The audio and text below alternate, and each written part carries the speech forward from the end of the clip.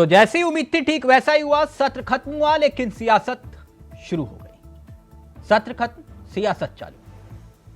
सदन का समय जरूरी है या फिर विपक्ष की कुछ और मजबूरी है? क्योंकि विपक्ष का कहना यह है ना भाषण, ना संबोधन, ना ही प्रश्नों का उत्तर और ना ही सदन में बात रखने का अधिकार। जबकि सत्ता पक्ष का पलटवार यह कि सत्र के दौरान मौके कई मिले लेकिन मौकों को बुना नहीं पाया विपक्ष का आरोप यह कि जबरदस्ती नियम थोपे गए। कई विधेयक पेश हुए, पास हुए, लेकिन सत्र खत्म होने के बाद सियासत शुरू हो गई। पहले यह रिपोर्ट देखिए और फिर सीधा रुख करेंगे अपने मेहमानों की तरफ। व्यवस्था, हम व्यवस्था का प्रश्न था। मैं व्यवस्था का जब गए तो नाम ले लिए फटाफट। ये बात है।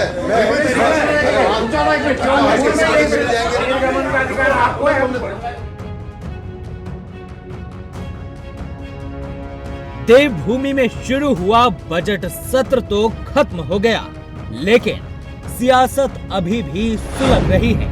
सत्र में पेश हुए विधेयक, पूछे गए सवाल, दिए गए जवाब, हर घटनाक्रम को लेकर वार पलटवार जारी है। सत्र में जिन मुद्दों पर चर्चा जरूरी थी, जो नहीं हुई, वो भी अब आरोप प्रत्यारोप में बदलकर जारी है। लेकिन ना तो कोई ये पूछ रहा है, ना ही कह रहा है कि जिन मुद्दों के हल के लिए अपने नेता को विधायक बनाकर भेजा था, उन मुद्दों का क्या हुआ, उन पर किसने बात की, वो बात किसने काटी। और तो इस विधानसभा सत्र में वो भी हुआ जो अब तक किसी ने नहीं देखा। हंगामा इतना कि लोकतांत्रिक परंपराएं भी पूरी नहीं हुई। ना तो मुख्यमंत्री का बजट पर भाषण और ना ही राज्यपाल के अभिभाषण पर संबोधन, बल्कि तय समय से एक दिन पहले ही सदन सत्र अनिश्चितकालीन समय के लिए स्थगित हो गया। वाह रे वाह राजनीति। खैर, सत्र खत्म हुआ तो विधानसभा स्पीकर ने लेखा जोखा जनता के सामने रखा, जो कि जानना उसका हक भी है। स्पीकर रितु खंडूरी ने बताया कि विधानसभा सत्र की अवधि 28 घंटे 3 मिनट रही है। इस दौरान सत्र में 300 से ज्यादा प्रश्नों के जवाब भी दिए गए। जो बजट में चर्चा में हमें भाग लेना था, सभी माननीय सदस्य चर्चा में भाग लेना चाहते थे, लेकिन उन्हें अनुमति नहीं दी गई। और सरकार की नीयत, सरकार की मंशा से साफ जाहिर हो रहा था कि ये सदन को ज्यादा दिन नहीं चलने देंगे। उत्तराखंड विधानसभा के बजट सत्र को लेकर नेता प्रतिपक्ष यशपाल आर्य ने सरकार पर आरोप लगाए हैं। नेता प्रतिपक्ष ने कहा कि बजट सत्र के दौरान बजट में चर्चा के लिए विपक्ष के विधायकों को मौका नहीं दिया गया। नेता प्रतिपक्ष का कहना है कि सदन में यह पहली बार हुआ है जब बजट पर विपक्ष के विधायकों को अपना पक्ष नहीं रखने दिया गया। नेता प्रतिपक्ष ने ये तक कहा है कि सदन में नेता सदन का राज्यपाल के अभिभाषण पर धन्यवाद भी नहीं हुआ और न ही बजट पर उनकी ओर से कोई संबोधन हुआ। जो बजट में चर्चा में हमें भाग लेना था, सभी माननीय सदस्य चर्चा में भाग लेना चाहते थे, लेकिन उन्हें अनुमति नहीं दी गई। और सरकार की नीयत, सरकार की मंशा से साफ जाहिर हो रहा था कि ये सदन को ज्यादा दिन नहीं चलने देंगे। ये हमें उत्तेजित कर रहे थे, इस तरह का वातावरण बना रहे थे जिससे कि सदन में व्यवधान हो और हम वॉकआउट करें और ये बजट पास कर लें। आज हमारे माननीय सदस्यों ने माननीय अध्यक्ष विधानसभा से निवेदन किया, अनुरोध किया कि विपक्ष के माननीय विधायकों को भी अवसर मिलना चाहिए। ज्वलंत प्रश्न हैं, समस्याएं हैं और जो झूठ का पुलंदा है यह बजट, उसके बारे में हम सदन में अपनी बात को रखना चाहते थे, लेकिन सरकार ने इस आज के दिन हमारे साथियों को बोलने का अवसर नहीं दिया और जो उनकी स्ट्रेटेजी थी, किसी तरह भी हम सदन को आगे चलने नहीं देंगे, सदन को हम अनिश्चित काल के लिए आज ही खत्म कर देंगे, और उन्होंने आज ये करके दिखाया है। वहीं दूसरी तरफ विपक्ष के आरोपों को लेकर संसदीय कार्य मंत्री प्रेमचंद अग्रवाल ने कहा कि विपक्ष की मंशा नहीं थी कि सदन लंबा चले। बुधवार को सदन रात 11:30 बजे तक चलता रहा, जिससे पता चलता है कि सरकार सदन में विपक्ष के हर सवाल का जवाब देने के लिए पूरी तरह से तैयार थी। संसदीय कार्य मंत्री प्रेमचंद अग्रवाल ने बताया कि विनियोग विधेयक समेत 6 विधेयक इस सत्र में पारित हुए हैं। देखिए, जिस प्रकार से विधानसभा का बजट सत्र आज पूरा हो गया, मतलब संपन्न हो गया, और जो मुख्य बिंदु माननीय राज्यपाल का अभिभाषण वो सदन से पारित हुआ, धन्यवाद प्रस्ताव, और जो हमारा बजट था, बजट सत्र जिसको हम कहते हैं, उसमें जो बजट मेरे द्वारा प्रस्तुत किया गया था, जिसपे चर्चा का विषय जो माननीय नेता प्रतिपक्ष जी के द्वारा कल लगभग 1.25 घंटा उन्होंने उस पर बोला, और आज उस पर फिर चर्चा प्रारंभ होनी थी। चर्चा प्रारंभ हुई, और उसी बीच में चर्चा के दौरान ही वो लोग वैल में आ गए। उन्होंने पूरी तरह से मन बनाया था कि हमें सरकार की कोई बात सुननी नहीं।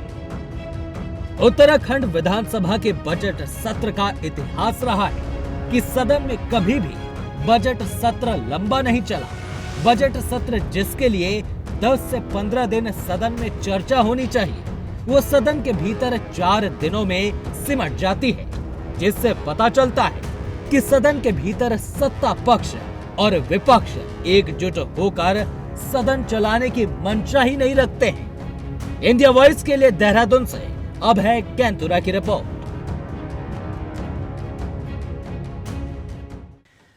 तो यानी सत्र खत्म, सियासत चालू। सीधा रुख कर रहे हैं अपने मेहमानों की तरफ। देवेंद्र भसीन साहब हमारे साथ जुड़ गए हैं, राज्य मंत्री हैं, बीजेपी के अनुभवी चेहरों में से एक हैं।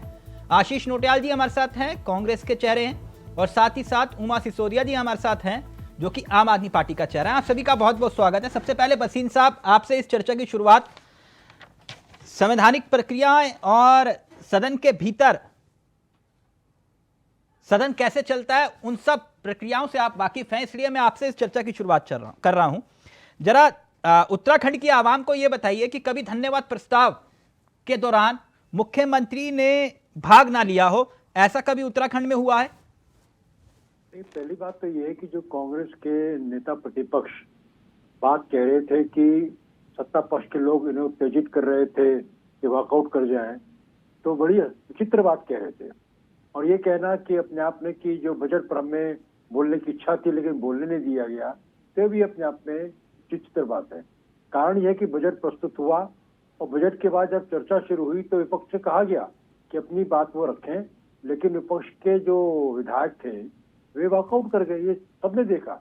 अब हमारे विपक्ष के नेता कह रहे हैं कि भसीन सर, आप जानते हैं मैं उस विषय पर चर्चा कर ही नहीं रहा, क्योंकि आप विपक्ष में होते तो आप वही करते थे जो आज विपक्ष में बैठी हुई कांग्रेस कर रही है। मैं सिर्फ आपसे एक टेक्निकल सवाल का जवाब चाह रहा हूं कि धन्यवाद प्रस्ताव के दौरान आज तक कभी उत्तराखंड में ऐसा हुआ कि सीएम ने उस पर भाग ना लिया हो?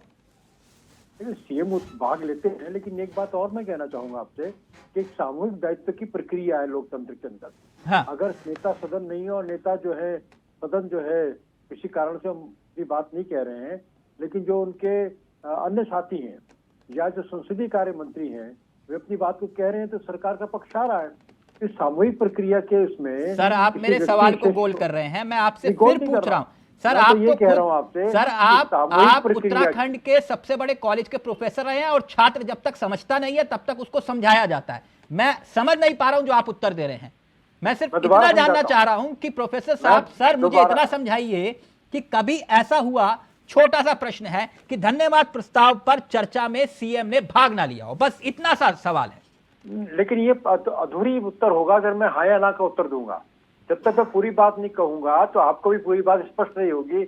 मेरा निवेदन ये है कि जो आप बात कह रहे हैं कि परंपरागत तरीके से वो बोलते हैं, लेकिन अगर वो नहीं बोला उन्होंने, और उनके जो संसदीय कार्य मंत्री है सामूहिक दायित्व की राज्यपाल के अभिभाषण पर भी कुछ नहीं बोलते? नहीं, मैंने कहा ना बोलते हैं, लेकिन हाँ। अगर नहीं बोला गया तो सरकार का पक्ष आना चाहिए। सरकार का पक्ष आया, सरकार का पक्ष ठीक, आया। यानी आप ये कह रहे हैं मंत्री कि ने बात संसदीय की। कार्य मंत्री की ही सारी जिम्मेदारी है सदन के भीतर। नहीं, जिम्मेदारी सामूहिक होती है। मैं किसी मंत्री विशेष की बात ही नहीं कर रहा, मैं तो केवल आपका ध्यान इस बात की ओर आकृष्ट कर रहा हूं कि लोकतंत्र में सामूहिक दायित्व के आधार पर सरकारें ठीक। काम करती है। ठीक, तो ऐसे में, और दूसरी बात मैं आशीष एक और कहना नोटियाल जी। चाहूंगा, आप ये कह रहे हो कि संख्या बल के आधार पर इन्होंने 6 विधेयक पास करवा लिए। ठीक, संख्या बल है, वो तो जनता ने उनको चुना है तो करवाएंगे। आप ये कह रहे हो कि सदन के भीतर हम अपनी बात नहीं रख पाए। ये बात इसलिए हजम नहीं होती अगर आप ये कहें कि यशपाल आर्य का अनुभव कम है, प्रीतम सिंह का अनुभव कम है, और वो आपके धारचूला के विधायक हरीश धामी जी, सदन के भीतर आप लोग अपनी बात को नहीं रख पाए। आशीष जी, ये बात समझ से परे है। देखिए, रखने नहीं दी जाती तो रखे कैसे, और चुन के तो हम भी आ रखे हैं। अगर हमें जनता ने विपक्ष में बैठाया है तो चुन के तो आए हैं ना, जनता की आवाज तो हम भी हैं, और वहां अंदर हमें आवाज उठाने का पूरा अधिकार है, सरकार से प्रश्न करने का पूरा अधिकार है। लेकिन ये भारतीय जनता पार्टी की सरकार जनता के सवालों से भागना चाहती है। सिर्फ मन की बात सुनाने वाले लोग हैं कि आप हमारे मन की बात सुने, लेकिन आपके मन में क्या है वो हम ना सुने। आज विपक्ष अगर कोई बात बोलना चाह रहे हैं, आप समय नहीं दे रहे हैं। आप विधानसभा सत्र को वक्त से पहले खत्म कर देते हैं, आप बात नहीं सुनना चाहते हैं। तो ये भारतीय जनता पार्टी की आदत में है, चाहे प्रधानमंत्री जी को ले लें, चाहे मुख्यमंत्री जी को ले लें। आशीष जी, आप ये कह रहे हो कि यशपाल आर्य जी और प्रीतम सिंह अपनी बात नहीं रख पाए। निश्चित पूरे जितने विधायक हैं सबको अपनी बातें जो अभी आपके चैनल के माध्यम से हम सुन रहे थे, और जब पीठ नाम ले रही थी तब तो आप वहां पे थे ही नहीं। ये बताया आपने क्या चीज? कि जब पीठ ने आपका नाम लिया, वहां पुकारा, तो आप लोग वहां पे थे ही नहीं। नहीं, देखिए, अब इनके कारण कभी अगर वर्कआउट करना पड़े, जाना पड़े तो बात अलग है, कि सदन में चलता है ना। नाराजगी थोड़ी वाह सर, मतलब आप ये कह रहे हो चित्त भी मेरी और पट भी मेरी है, उसमें थोड़ी देर रुकावट भी आती है, फिर शुरू होती है सदन, ऐसे थोड़ी हाँ। खत्म हो जाएगी, बंद हो जाएगी। हाँ, तो यानी आप ये कह रहे हो कि ये बात मत बताओ जनता को कि पीठ ने अगर हमें पुकारा तो हम वहां पे थे नहीं, ये बात छुपा दो। ये बात भी तो बताओ कि हमें पुकारा गया था, हम वहां थे ही नहीं। ठीक है, एक टाइम पे ऐसे तो मुख्यमंत्री जी गायब ही हो गए, आप कह रहे हैं। तो अभी तो अगर कोई विधायक भी कहीं चला गया, ठीक, बसीन सर प्लीज जल्दी जवाब दीजिए, फिर उमर जी आपके पास आओ। एक उदाहरण दूंगा सदन के भीतर का ही। आप लोग कह रहे हो ना कि हमें आवाज नहीं उठाने दी, तो अभी एक उदाहरण मैं आपको दूंगा सदन के भीतर का। आप लोग चाहो तो सोशल मीडिया पे वायरल हो रहा है, उसको देख लेना। और उस शख्स के विधायक के बारे में बताऊंगा मैं आपको। उत्तराखंड के ऐसे विधायक हैं, जब वो यूपी में भी बोलते थे सदन के भीतर तो पूरा सदन खामोश होता था, और वही हुआ। सरकार के सत्ता पक्ष के विधायक ने मुख्यमंत्री के सामने सवाल पूछ लिया और संसदीय कार्य मंत्री जवाब नहीं दे पाए। आप लोग सवाल तो उठाइए, सवाल का वजन होना चाहिए। आप कह रहे हो कि बोलने दीजिएगा सदन के भीतर, कौन रोक लेगा? बसीन साहब जल्दी से जवाब दीजिए, फिर उमा जी। देखिए, आशीष जी जो कह रहे हैं कि बोलने नहीं दिया गया, तो जो बात मैंने पहले कही थी वो यही कही थी, जब उनको पुकारा गया तो ये वॉकआउट कर गए। तो जब बोलने का मौका था, आप सदन छोड़ के चले जाएंगे, तो आप तो अपनी जिम्मेदारी से भाग रहे हैं। और यही कांग्रेस का चरित्र है। एक बात, और 300 प्रश्नों को उत्तर दिए गए। जो आशीष जी कह रहे हैं कि प्रश्नों से भाग रही है सरकार, 300 प्रश्नों को उत्तर दिए गए। अब ये भागना हुआ, ये उत्तर देना हुआ। आप प्रश्न नहीं करना चाहेंगे, आप चर्चा में वॉकआउट करना चाहेंगे, फिर कहेंगे कि हमें मौका नहीं दिया गया। तो ये तो कुल मिलाकर के कांग्रेस की असफलता है, तो असफलता माननी चाहिए। क्योंकि सच बात ये है कि अगर ये चर्चा में भाग मतलब आप संख्या बल की ताकत दिखा रहे हो? नहीं, संख्या बल बिल्कुल नहीं। तो बुलाया गया तो पीठ ने कहा कि आइए बोलिए, और ये वॉकआउट कर दो, संख्या बल कहां से आ गया? इन्होंने तो मौके का जो लाभ उठाना चाहिए था उसका लाभ ही नहीं उठाया। ठीक है, मैदान छोड़ के ठीक, चले आप गए। ये कह रहे हो कि मैदान छोड़ के भाग गए, लेकिन एक मिनट उमा सिसोदिया जी, ये सत्ता पक्ष और विपक्ष की लड़ाई राजनीतिक तू मैं तो हमने 23 साल में कई बार देखी है। जब ऐसा नहीं है, बसीर साहब जो बात आज कह रहे थे, वो सत्ता पक्ष में जब आशीष नोटियाल जी होते थे वो यही बात कहते थे, ये सबने देखा है। और विपक्ष में वो भूमिका क्या होती थी, हमने भी देखा कि 3-3 दिन तक सदन नहीं चलता था। अब स्थिति मैं इतना जानना चाह रहा हूं, ये नुकसान तो उत्तराखंड की आवाम का ही हो रहा है ना, कि नहीं? देखिए, बहुत दुर्भाग्यपूर्ण है जो कुछ भी इस समय उत्तराखंड में घटित हो रहा है या पूरे देश में घटित हो रहा है। और इससे पहले भी हम उस समय बहुत छोटे हुआ करते थे, स्कूल में हुआ करते थे, जब अटल जी और खासतौर पे लाल कृष्ण आडवाणी जी ने संसद नहीं चलने दी थी काफी टाइम तक। बिल्कुल संसद एकदम ठप करके रखा हुआ था आप लोगों ने। तब हम छोटे हुआ करते थे, हमारे घर में राजनीतिक चर्चाएं होती थी, तो वो चर्चाएं हम लोग सुनते थे। तब उस समय हमारे माता पिता जब चर्चा करते थे, यही बोलते थे कि क्या हो गया है देश को, कि किस तरीके से संसद को बिल्कुल रोका हुआ और कितना नुकसान संसद के टाइम का इस समय होता है। लेकिन फिर भी मैं कहना चाहूंगी कि ये लोकतंत्र की खूबसूरती है। उमा जी एक मिनट, टेक्निकली मैं सही कर देता हूं। संसद में अटल जी ने कभी ऐसा कोई विद्वान पैदा नहीं किया जिस वजह से उनकी वजह से सदन रुका हो, जहां तक मुझे ज्ञान है। हाँ, और ऐसा जरूर होता था कि जब वो सदन में अपनी बात रखते थे पूरा हिंदुस्तान सुनता था, ऐसा जरूर होता था कि जब वो अपनी बात रखते थे। देखिए मैंने फिर भी कहा, ये भी लोकतंत्र की खूबसूरती है कि हम कोई हंगामा नहीं कर रहे सदन में। अगर हमें विपक्ष को कोई बात समझ में नहीं आई, सत्ता पक्ष ने उसको नहीं सुना, विपक्ष ने विरोध स्वरूप वॉकआउट किया, तो ये भी लोकतांत्रिक तरीका है। उन्होंने वहां पर कोई हंगामा नहीं किया, कोई शोर शराबा नहीं किया। मैं किसी भी तरह की मौखिक और शारीरिक हिंसा का विरोध करती हूँ कि आपको हमारे जो माननीय सांसद हैं, चाहे हमारे माननीय विधायक हैं, उनको सदन की गरिमा का उनको बिल्कुल इज्जत करनी चाहिए। और अगर उनको नहीं, क्या आप इस बात को स्वीकार कर सकते हैं कि कांग्रेस के घर के भीतर जो बड़े बड़े दिग्गज नेता हैं, चाहे वो नेता प्रतिपक्ष हो या पूर्व नेता प्रतिपक्ष हो, वो सदन के भीतर अपनी बात ना रख पाए हो? आप इस बात को मानते हैं? इस समय देश के और हमारे विधानसभा के जो हालात हैं, देखिए मुस्कुरा गए हमारे सर, तो ऐसे में तो देखिए अच्छों की बोलती बंद करने में बीजेपी वालों ने अपनी कोई कसर नहीं छोड़ी है। तो ये कहूँ कि मैं यशपाल आर्य जी नहीं बोल पाए या प्रीतम जी नहीं बोल पाए, तो इसमें मैं कुछ नहीं कह सकती। इस समय देश के जो हालात हैं और जिस तरीके से खासतौर पे बीजेपी ने विपक्ष के सारे नेताओं को अपनी पार्टी में भर्ती कर लो अभियान चला रखा है, तो कहीं ना कहीं साक्ष्य और प्रमाण की बात करनी चाहिए। ठीक, वसीम सर ने भी अपनी बात रखी, आशीष जी ने भी और आपने भी। आप लोगों ने कहा कि विपक्ष के नेता होने के नाते हमारी आवाज को दबा दिया गया, उठाने नहीं दिया। मैं आपको उत्तराखंड के एक विधायक के कुछ बयान सुनाऊंगा, आप लोग आवाज सुनते ही पहचान जाओगे कि यह व्यक्ति कौन है। जो उत्तराखंड को जानता है, समझता है, उस व्यक्ति को पहचान जाएगा। और उस विधायक ने सदन के भीतर जब बोलना शुरू किया तो पूरी सरकार और पूरा सदन और पूरा विपक्ष खामोश था, और सिर्फ वो व्यक्ति बोल रहे थे क्योंकि वो सवाल उठा रहे थे, वो सवाल में वजन था। अब सुनिएगा और सिर्फ ऑडियो सुनिएगा, मैं ऑडियो आप लोगों के सामने रख रहा हूं। या महिलाओं से भिक्षावृत्ति कराने का काम कर रही है। भिक्षा लेना और भिक्षा देना, ये दोनों कहीं बच्चों से या महिलाओं से भिक्षावृत्ति कराने का काम कर रही है। भिक्षा लेना और भिक्षा देना, ये दोनों कहीं ना कहीं अपराध की श्रेणी में आते हैं।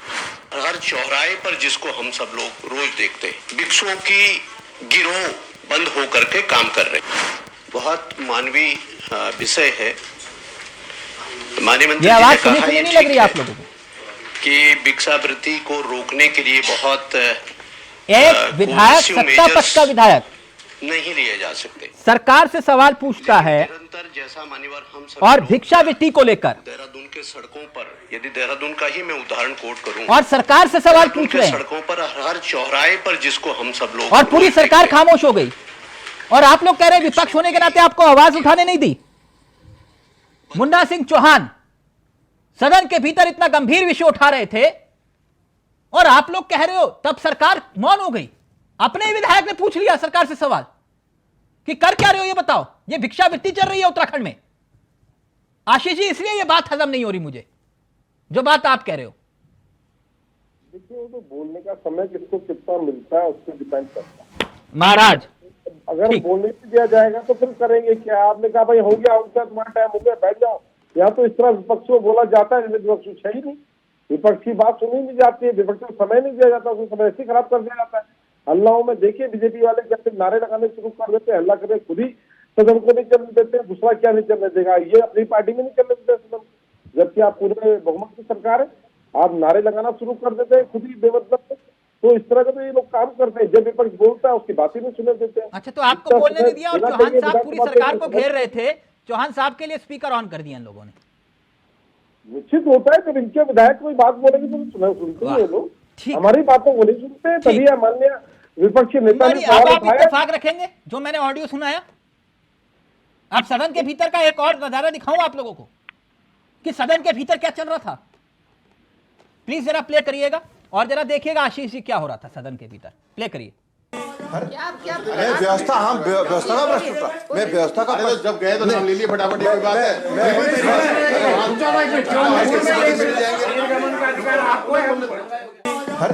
अरे व्यवस्था हम व्यवस्था का प्रश्न उठा, मैं व्यवस्था का अरे तो जब गए तो नाम ले लिए फटाफट, ये बात है।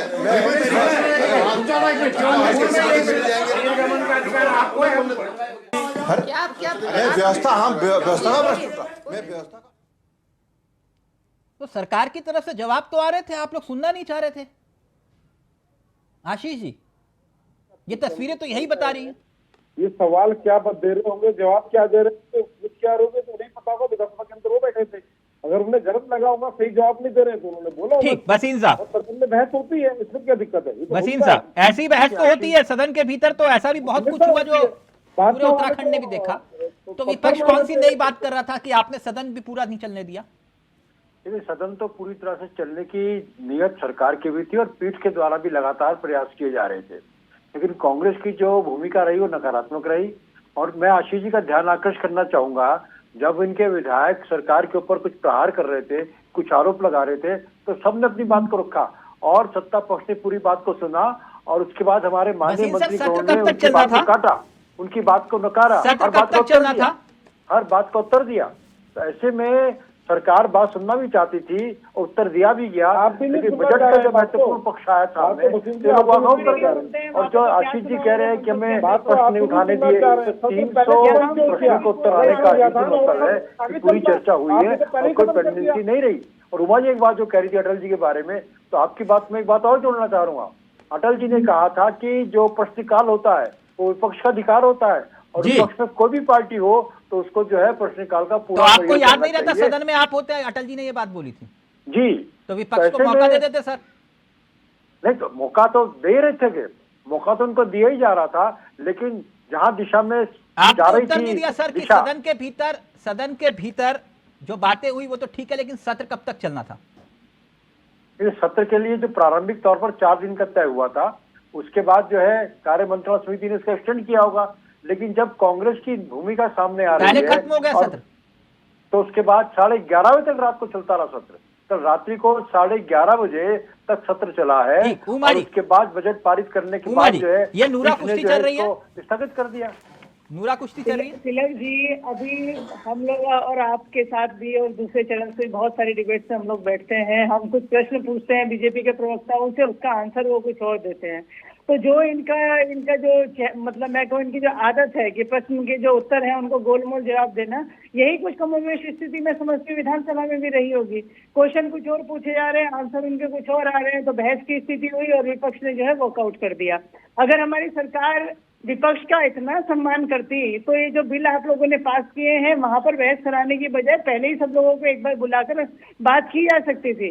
आप लोगों ने कहा कि यूसीसी पे हमने 2 लाख लोगों से पूछा, भाई आप थोड़ा सा बताएंगे कि वो 2 लाख लोग कौन कौन थे, कहाँ थे? क्या आपने विपक्ष के जो नेता प्रतिपक्ष है उनसे पूछा, विपक्षी पार्टी के अध्यक्षों से पूछा, किससे पूछा आप लोगों ने?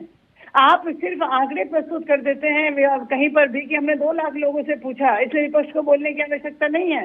जबकि मैं कहती हूँ कि आम आदमी पार्टी में कोई क्वेश्चन नहीं आया कि हमारे ये हम यूसीसी में बना रहे हैं और आप इस पे अपना आंसर दीजिए या आप आइए और बात कीजिए। आप लोगों ने मतलब हम लोग एक नेशनल पार्टी है, अपने नेशनल पार्टी को पूछने की जरूरत नहीं समझी, तो आप जो दूसरी रीजनल पार्टी है उनसे तो आप लोगों ने क्या पूछा होगा, या जो सामाजिक संगठन है उनसे तो आप लोगों ने क्या पूछा होगा? मेन बहस यही होती है विधानसभा में, जैसे हमारी यहाँ पर बहस है, सेम वही बहस वहाँ पर। वसीम जी का ऑडियो प्लीज। आम आदमी पार्टी और कांग्रेस दोनों वॉकआउट कर गए थे। यूसीसी के बारे में हमने राजनीतिक दल को बुलाया था कमेटी के द्वारा, और एक नहीं सभी संगठनों को बुलाया गया था, लेकिन जब आम आदमी पार्टी और कांग्रेस का नंबर था, ये दोनों पार्टियां वॉकआउट कर गई थी और आज उनकी प्रवक्ता यहाँ पर एक गलत बयानी कर रही है। तो मेरा निवेदन उमा जी है कि आप कोई आपका इन्विटेशन नहीं आया था, तो ये सच्चाई बताइएगा ताकि मैं अपने आप को करेक्ट कर पाऊँ। चाहिए ऑन रिकॉर्ड है और मैं इस बात को खुलेआम कह रहा हूँ कि आप मेरी बात को गलत सिद्ध कर दीजिए तो मैं आप जो सजा देंगे वो ले लूंगा। लेकिन सच्चाई यही है कि यूसीसी के प्रसंग में खुली बहस हुई है, कांग्रेस और आम आदमी पार्टी ने भाग नहीं लिया और वॉकआउट करके चले गए, और ये यूसीसी पर या किसी मुद्दे पर नकारात्मक सोच है विपक्ष की। सर दरअसल उमा जी उमा जी ये कहना चाह रहा है, विपक्ष ये कहना चाह रहा है, एक मिनट, मैं भी अपनी जानकारी सुदृढ़ करूं कि आपने हमें कब उमा जी बुलाया ये था? जानना चाह रहे हैं, उमा जी ये कह रही हैं कि दरअसल जब आप लोगों ने बुलाया था तब ठीक उसी तरह था कि जैसे आपने किसी को, अपने स्टूडेंट को एग्जाम के लिए बुलाया, वो ये कह रहा है कि सर मुझे ये तो बता दो कि एग्जाम है किस सब्जेक्ट का, लेकिन आप कह रहे हो कि आ जाओ बस एग्जाम देना है। आपने ये नहीं बताया कि यूसीसी में किन विषयों पर चर्चा, किन बिंदुओं पर चर्चा करनी है। यूसीसी का प्रसंग जो है पिछले संविधान निर्माण के बाद से ही चल रहा है। हाँ। उसमें क्या कुछ होना है ये सब लोग जानते हैं। अपनी बात कहनी थी कि हम क्या चाहते हैं, किस रूप में यूसीसी को देखना चाहते हैं। कार्य मंत्रणा की बैठक में विपक्ष नहीं पहुंचता, पार्टी के पास हम क्या कर सकते हैं? हमने जवाब तो दिया। एक बात बताइए ना आशीष जी, कार्य मंत्रणा की बैठक में विपक्ष नहीं बोलता, बोले वो फूफा जी की शादी, हमें तो बुलाया ही नहीं, हमें तो बुलाया ही नहीं। अरे भाई किसी के घर में शादी हो रही है क्या कि फूफा जी होके नाराज हो गए कि हमने किसी बुलाया नहीं? नेता प्रतिपक्ष को यह नहीं मालूम कि सदन के भीतर कार्य मंत्रणा की बैठक में आप कह रहे हो हमें बुलाया नहीं, वहां धन्यवाद प्रस्ताव पर सीएम चर्चा में शामिल नहीं होते, तो ये सदन के भीतर आप लोग क्या नई परंपरा को स्थापित कर रहे हैं क्या आशीष जी? पार्टी है ये सबको उलझाने का काम करती है, इसके अलावा हम इनको उलझाने में आते नहीं। ये कह रहे हैं वहां बुलाया, इन्होंने क्या हम फालतू में एक राय देने जबरदस्ती की? आज है जब हमने कहा था इस पर चर्चा बाद में होती है, जब आपने सारी 2 लाख राय आ गई थी उसके बाद इस पर चर्चा होनी चाहिए थी। अब आप पहले ही कह रहे हैं कि उस समय आते जब 2 लाख लोगों ने राय दे दी थी, तो 2 लाख एक आदमी हो जाते, तो उस राय में हमें बुला रहे हैं। अरे जो राय आपसे आई है उस पर चर्चा करें ना। सदन के भीतर मैंने आधी तस्वीर दिखाई थी, पूरी दिखाऊं? निश्चित बहस भी होगी, मैं मना नहीं कर रहा, और बहस होनी चाहिए। मैं तो कह रहा हूं भाजपा वालों को आप पूरी जरा प्ले करिएगा, एक आशीष जी देख लीजिए, देखिए जरा।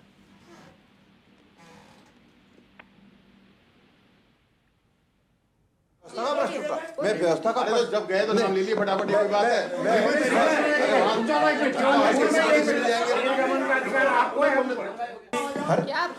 व्यवस्था, हाँ व्यवस्था का प्रश्न उठा, मैं व्यवस्था का जब गए तो नाम ले लिए फटाफट, कोई बात है? मैं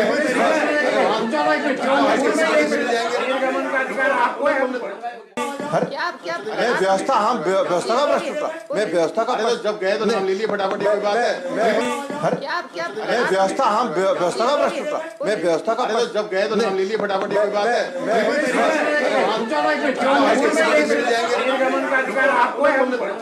माननीय अध्यक्ष जी, व्यवस्था का प्रश्न ये है, जब विपक्ष के लोग बोलने उठते हैं तो 5 मिनट में आप कहते हैं बैठ जाइए, जब सत्ता पक्ष के लोग बोलते हैं तो वो बहुत लंबा, ये तो कोई बात नहीं। ये आप गलत नहीं, ये आप गलत बोल रहे हैं। ठीक है यार, अगर आप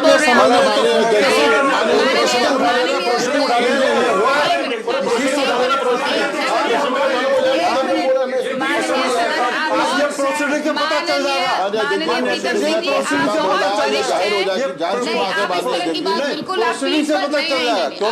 आप पीठ पर आक्षेप लगा रहे हैं और गलत लगा रहे हैं। मान्य अध्यक्ष, हम आपका संरक्षण, हम आपका संरक्षण मांग रहे हैं, रोज बोल रहे हैं, पूरा दिन बोल रहे हैं, कल आप मान्य अध्यक्ष जी, हम आपका वो मांग रहे हैं, संरक्षण मांग रहे हैं, हम आपसे संरक्षण मांग रहे हैं। कल 11:15 बजे तक हम यही बैठे थे, 11:30 बजे तक आप ही के लोग बोल रहे थे। ये तो प्रोसीडिंग बता देगी कि कौन कितना बोला सदन के अंदर।